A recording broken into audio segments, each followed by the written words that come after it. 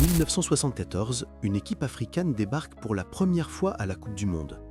Ils ont changé à jamais l'histoire du football africain. On les appelait les Léopards du Zaïre. Champions d'Afrique, premiers représentants de l'Afrique noire à une Coupe du Monde, ils étaient des héros, des idoles, des légendes vivantes. Mais 50 ans plus tard, la réalité fut cruelle. Beaucoup d'entre eux ont été oubliés, certains ont fini dans la misère, d'autres ont construit une nouvelle vie loin des projecteurs. Dans cette vidéo, on ne va pas seulement se souvenir de leurs exploits. On va surtout voir qui est encore en vie et qui repose parmi les légendes. Que sont-ils devenus, un par un, ces léopards de 1974 ? C'est parti. Robert Kassadi Mwamba, né le 6 mars 1947 à Lubumbashi, est considéré comme l'un des plus grands gardiens de l'histoire du football congolais et africain.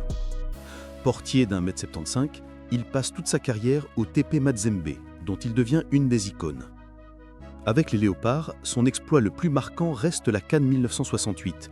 Il y est sacré meilleur joueur du tournoi, un fait rarissime pour un gardien, et aide le Congo à remporter son premier titre continental. 6 ans plus tard, en 1974, il décroche une deuxième CAN en Égypte et figure encore dans l'équipe type. Il participe aussi à la Coupe du Monde 1974 en Allemagne, avec la première sélection d'Afrique noire qualifiée pour un mondial. Le 0-9 contre la Yougoslavie et son remplacement après 3 buts encaissés marquent douloureusement sa carrière, mais on oublie souvent qu'il réussit aussi un double arrêt spectaculaire contre le Brésil et qu'il gardera le haut niveau en sélection plus de 10 ans. Alors, que devient-il après 1974 ? Kassadi reste fidèle au TP Mazembe jusqu'au milieu des années 80, remportant 2 Ligues des champions africaines, 1967-1968, une Coupe des vainqueurs de coupe, 1980, et plusieurs titres nationaux. Il s'éteint en 1996, presque dans l'oubli. Ce n'est qu'en 2000 que l'IFHAS le désigne gardien du siècle de la RDC, confirmant, à titre posthume, son statut de plus grand gardien de l'histoire congolaise. Albert Toubilandou Nembi, né le 15 mars 1948 à Léopoldville, était un gardien de but international congolais, surnommé le Grand Niaou, le Grand Chat. Il marque l'histoire en 1974, année où il devient champion d'Afrique avec le Zaïre lors de la CAN en Égypte. Quelques mois plus tard, il participe à la Coupe du Monde 1974 en Allemagne avec la première sélection d'Afrique noire qualifiée pour un mondial. Le 18 juin, mené 3-0 par la Yougoslavie, le Zaïre remplace Kassadi par Toubilandou à la 21e minute. Il encaissera malheureusement plusieurs buts, dont le 0-9 final, une des pages les plus douloureuses du football congolais. En club, Toubilandou est un fidèle serviteur de l'AS Vita Club pendant plus d'une décennie, au cœur de la grande époque du club. Après sa carrière, il devient entraîneur des gardiens à Vita, au RCK et à la JSK, formant une nouvelle génération de portiers. Et que devient le Grand Niaou ? Affaibli par la maladie et peu soutenu, il s'éteint le 17 juin 2021 à Kinshasa, dans des conditions difficiles. Il reste pourtant dans la mémoire comme champion d'Afrique, mondialiste et formateur passionné du football congolais. Kalambai Otepa, né le 11 novembre 1948 à Elisabethville, est l'un de ces gardiens discrets mais essentiels de l'histoire du football congolais. Il fait partie de l'effectif qui remporte la CAN 1968, premier titre continental du Congo, puis rejoint en 1974 la première équipe d'Afrique subsaharienne à disputer une Coupe du Monde, en Allemagne. Troisième gardien derrière Kassadi et Toubilandou, il ne joue qu'un seul match officiel avec les Léopards, mais sa présence dans ces deux épopées prouve le niveau de confiance que les sélectionneurs lui accordaient. C'est pourtant après sa carrière que Kalambai Otepa va le plus marquer le football congolais. Devenu entraîneur des gardiens au TP Mazembe, il forme plusieurs portiers, dont un certain Robert Kidiaba, futur triple champion d'Afrique et finaliste de la Coupe du Monde des clubs. Il devient ensuite président des anciens Léopards, se battant publiquement pour les primes jamais versées et la reconnaissance des héros de 1968, 1974 et du Mondial. Et que devient-il à la fin de sa vie ? Affaibli par la maladie, Paul Mohamed Kalambai Otepa meurt le 11 novembre 2024, le jour de ses 76 ans, dans des conditions précaires, presque sans assistance. Le TP Mazembe lui rend hommage comme à une de ses grandes légendes, gardien, formateur et défenseur de la mémoire des anciens. Raymond Bwanga Chimène, né le 4 janvier 1949 à Elisabethville. On le surnommait le Black Beckenbauer, et ce n'était pas exagéré. Stopper élégant du TP Mazembe, il remporte en 1973 le Ballon d'Or africain de France Football. Le seul Congolais de l'histoire à décrocher cette distinction, et l'un des rares défenseurs au monde à l'avoir obtenue. Avec les Léopards, il participe à 4 CAN consécutives. Il remporte le titre en 1974 en Égypte. En club, c'est simple. Plus de 300 matchs sous le maillot du TP Mazembe. Double champion d'Afrique des clubs, vainqueur de la Coupe des vainqueurs de coupe en 1980. Et après la gloire, au début des années 80, Raymond Bouanga s'installe en France. Il étudie au prestigieux INSEP, puis il devient éducateur et conseiller sportif aux Ulysses, où il encadre les jeunes pendant de longues années. Souvent oublié par les instances congolaises malgré son ballon d'or. Mais pour les passionnés, il reste une légende majeure, le Black Beckenbauer du football africain. Florian Lobilo Boba, né le 10 avril 1950, surnommé Docta. Il commence pourtant comme attaquant. C'est en 1971, à l'AS Vita Club, qu'on le reconvertit en défenseur, et c'est là qu'il explose. Il intègre cette défense légendaire des années 70, aux côtés de Bouanga, Ilonga Mwepu et Mukombo, derrière le gardien Kazadi. En 1974, il remporte la CAN en Égypte. En club, il est l'un des piliers de l'AS Vita Club. Champion d'Afrique des clubs 1973 face à Asante Kotoko. Il remporte plusieurs championnats nationaux. Et après, longtemps oublié par son pays, il vit aujourd'hui en Europe. En 2019, à Bruxelles, la diaspora congolaise lui organise enfin un jubilé d'or pour saluer sa carrière. Plusieurs générations de Congolais étaient présentes. À 75 ans, Florian Lobilo Boba reste un héros discret, symbole d'une époque où le football zaïrois faisait rêver tout un continent. Joseph Ilonga Mwepu, surnommé Yuda, latéral droit rugueux, infatigable. Il faisait partie de cette défense légendaire des années 70. Son sommet, la CAN 1974 en Égypte. Titulaire indiscutable, il joue tous les matchs jusqu'à la finale gagnée 2-0 contre la Zambie. Mais c'est en Allemagne qu'il entre dans la postérité mondiale. Face au Brésil, sur un coup franc, il s'avance brusquement et dégage le ballon du mur avant le tir. Un geste devenu célèbre dans le monde entier, longtemps moté comme une erreur de débutant. En réalité, c'était un acte de protestation, contre les primes des tournées, contre les menaces du régime. Yuda savait très bien ce qu'il faisait. En club, il marque l'histoire du TP Mazembe, plusieurs titres nationaux, un rôle majeur dans les grandes campagnes africaines des années 70. Sa carrière s'achève sur une grave blessure au genou en 1980. Il se reconvertit alors comme entraîneur, d'abord chez les jeunes du TP Mazembe, puis dans plusieurs clubs. En 2013, il est encore aux côtés de ses anciens coéquipiers pour réclamer les primes jamais versées. Joseph Ilunga Mwepu s'éteint le 8 mai 2015 à Kinshasa, à 65 ans. L'image qu'il laisse, celle d'un défenseur dur, loyal et symbole d'une génération sacrifiée après avoir écrit l'histoire. Albert Mwanza Mukombo, né le 17 décembre 1945. Un stopper d'1,64 m. Pas très grand, mais solide, discipliné, intraitable. Toute sa carrière au TP Mazembe. Un pilier de la défense des Corbeaux. Avec les Léopards, son palmarès parle pour lui. Double champion d'Afrique, 1968 en Éthiopie, 1974 en Égypte. Entre 1968 et 1976, il dispute 5 CAN consécutives, une régularité rare à ce niveau. En 1974, il dispute les 3 matchs du mondial en Allemagne, face à l'Écosse, face à la Yougoslavie, face au Brésil. Détail insolite, son autocollant dans l'album Panini du mondial 1974 est devenu l'un des plus rares au monde, très recherché par les collectionneurs. Après le football, Albert Mwanza Mukombo s'éloigne progressivement des projecteurs. Il décède le 13 octobre 2001 à Kinshasa, à 55 ans. L'image d'un défenseur exemplaire, membre de la défense légendaire qui a porté le Zaïre au sommet de l'Afrique. Mialo Mwape Mialo, né le 30 décembre 1951, défenseur de Niki Lubumbashi, 2 sélections entre 1974 et 1976. Peu de statistiques, peu d'images. Mais son nom est là, parmi les 22 du mondial 1974. Aujourd'hui âgé d'environ 73 ans, Mialo Mwape Mialo reste un pionnier silencieux, un de ceux qui ont ouvert la voie sans jamais recevoir la reconnaissance méritée. Ces défenseurs ont protégé le rêve, ils ont été le mur, le rempart. Mais devant eux, il fallait des créateurs, des artistes, des hommes qui savaient faire danser le ballon. Dominique Kabassou Balanganaï Babo, né le 4 mars 1950, polyvalent, milieu défensif en sélection, meneur de jeu en club. Champion d'Afrique 1974, mondialiste. 3 sélections, 1 but. En club, il brille à l'US Bilambe. Champion de Kinshasa 1975, sans défaite. Il est élu meilleur joueur du championnat cette année-là. En 2009, il participe au sacre historique des léopards locaux lors du premier chant en Côte d'Ivoire, aux côtés de Santos Muntoubilé. Comme beaucoup, il finit sa vie dans la précarité. Il participe au sit-in pour réclamer les primes jamais versées. Dominique Kabasoubabo s'éteint le 30 janvier 2022 à Kinshasa. Champion d'Afrique, mondialiste et grand oublié. Joseph Mafou Kibonge, né le 12 février 1945 à Léopoldville. Pour beaucoup, c'est le plus grand footballeur congolais de tous les temps. On l'appelait le Seigneur pour son élégance, pour sa classe, pour cette façon unique de faire parler le ballon.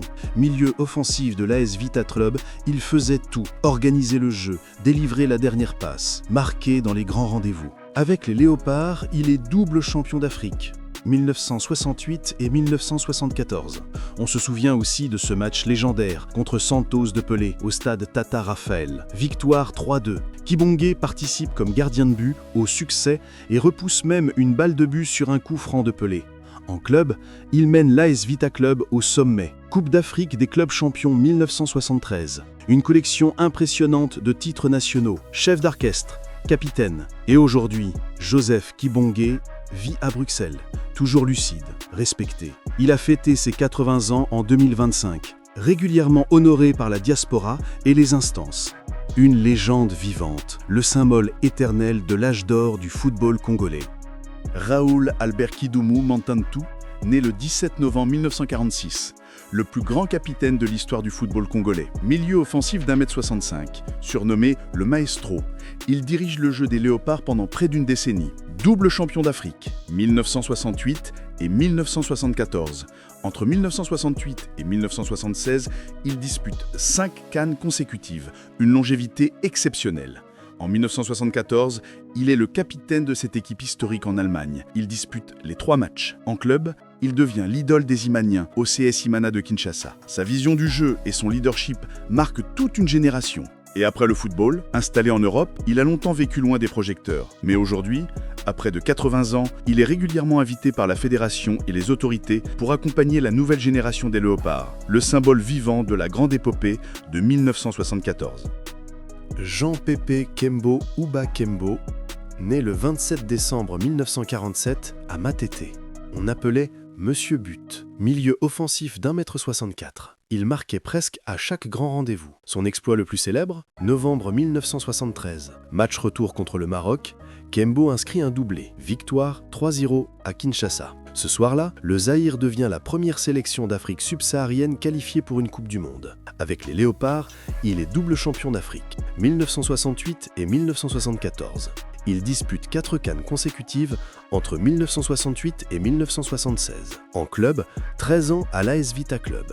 Champion d'Afrique des clubs 1973. 7 championnats du Zaïre, 5 coupes du Zaïre, une des plus grandes légendes des Dauphins Noirs. Après sa carrière, il reste à Kinshasa, respecté des anciens. Son fils, Jires Kembo Ekopo, deviendra footballeur professionnel en Europe, notamment au Stade Rennais et en équipe de France.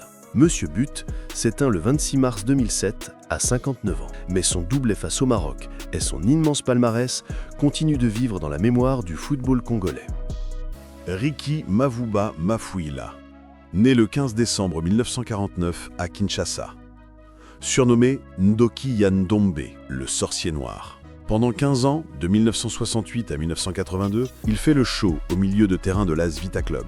Ses dribbles, ses passes brossées, ses corners envoyés directement dans le but. Il devient le premier Congolais à marquer directement sur corner, un geste de sorcier. Avant de tirer, il agitait toujours un mouchoir blanc, un rituel devenu légendaire. Avec les Léopards, il devient champion d'Afrique 1968 et 1974. Lors de la CAN 1974, il délivre une passe décisive restée célèbre, une chandelle parfaitement brossée, pour Ndaye Moulamba, auteur du 3e but contre l'Égypte en demi-finale. Il fait partie des 22 du mondial en Allemagne. En club, il remporte la Coupe d'Afrique des clubs champions 1973 face à Asante Kotoko. En demi-finale, Vita élimine les Camerounais de Roger Mila. Mais après le football, la vie bascule. Il part en Angola, puis fuit la guerre comme réfugié en France. Ricky Mavuba meurt en 1996, à seulement 47 ans, des suites de la maladie de Charcot, loin de chez lui, dans l'exil. Son héritage se prolonge à travers son fils, Rio Mavuba, international français, qui disputera la Coupe du Monde 2014, 40 ans après son père. Victor Kilassou Massamba, né le 24 novembre 1948. Surnommé Pelé à ses débuts pour son talent offensif. Reconverti en milieu défensif par Tomboué Léa, la preuve de son intelligence tactique. Champion d'Afrique 1974. Mondialiste. Il brille à Dragon Bilima, puis au DCMP. Comme beaucoup, il termine sa vie dans la précarité. Il s'éteint le 25 juin 2020 à Kinshasa. Martin Kamunda Chinabou, Brinche, né le 8 mai 1946. Milieu de terrain très technique du TP Mazembe. Le premier au pays à utiliser systématiquement le passement de jambes. On l'appelait le magicien, champion d'Afrique 1974, mondialiste, double champion d'Afrique des clubs avec Mazembe. Aujourd'hui âgé d'environ 79 ans, il vit loin des projecteurs, mais reste une légende pour les connaisseurs. Jean-Mana Mamouene, né le 10 octobre 1947, petit gabarit, 1,57 m, milieu de terrain exceptionnel du CS Imana, le petit Ajax congolais. Champion d'Afrique 1974 et surtout titulaire des 3 matchs du mondial en Allemagne. Aujourd'hui, il vit sans la reconnaissance qu'un champion d'Afrique et mondialiste mériterait. Un des grands oubliés de cette équipe historique. Kafula Ngoye naît le 11 novembre 1945, milieu de terrain du TP Mazembe. 8 matchs officiels avec les Léopards entre 1972 et 1974. Le numéro 17 au mondial. Peu de statistiques, peu d'images. À près de 80 ans, il vit loin des projecteurs, mais son nom reste associé aux pionniers qui ont ouvert la voie au football africain sur la scène mondiale. Ces milieux ont créé, ils ont organisé, ils ont fait vibrer. Mais le football, c'est aussi marquer des buts. Et devant, les Léopards avaient des hommes redoutables. Pierre Ndaye Moulamba, né le 4 novembre 1948 à Loulouabour, aujourd'hui Kananga. Surnommé Mutumbula, l'assassin, ou Volvo. Et ses surnoms, il les a mérités. En 1974, lors de la CAN en Égypte, il inscrit 9 buts en un seul tournoi. 9 buts, un record absolu, qui tient toujours, plus de 50 ans après. Il porte le Zaïre jusqu'au titre, doublé en demi-finale contre l'Égypte, 4 buts sur la double finale face à la Zambie. Il est élu meilleur joueur du tournoi.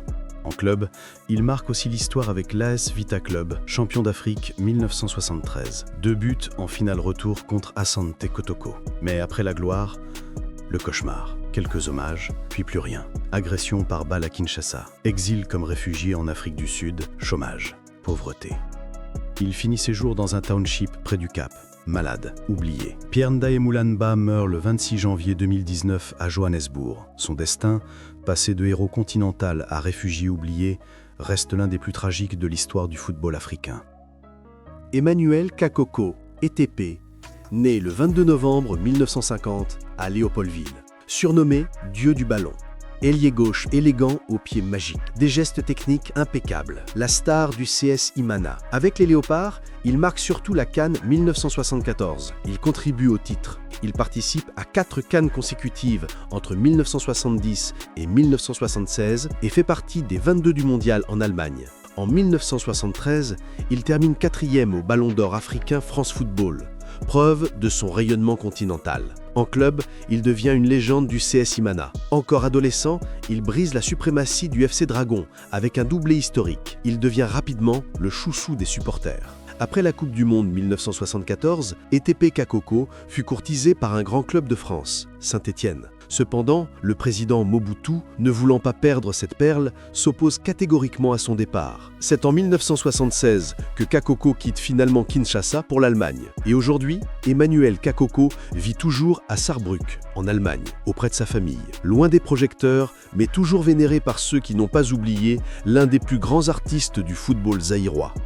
Jean Adélard Mayanga Makou, né en 1950. Surnommé Goudière pour ses accélérations et ses dribbles qui laissaient les défenseurs sur place. On l'appelait aussi Modogo. Avec Emmanuel Kakoko, il forme l'un des duos offensifs les plus redoutés d'Afrique. En sélection, il brille particulièrement à la CAN 1974. 3 buts, une contribution décisive au titre. Il avait déjà marqué lors de la CAN 1960, passe pratiquement toute sa carrière à l'AS Vita Club.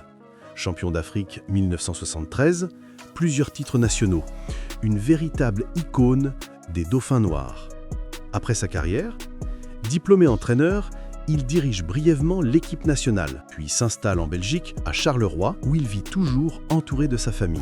Discret, mais fidèle à ses couleurs, il revient parfois à Kinshasa pour soutenir Vita Club et partager son expérience. À 75 ans, Jean Adélard Mayanga Makou reste une légende vivante du football congolais.